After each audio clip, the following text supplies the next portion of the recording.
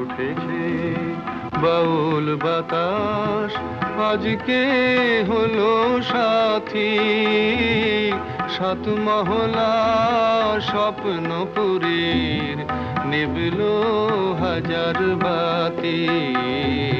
ঝড় উঠেছে বাউল বাতাস আজকে হলো সাথী, সাত মহলা স্বপ্নপুরীর নিবল হাজার বাতি। ঝড় উঠেছে।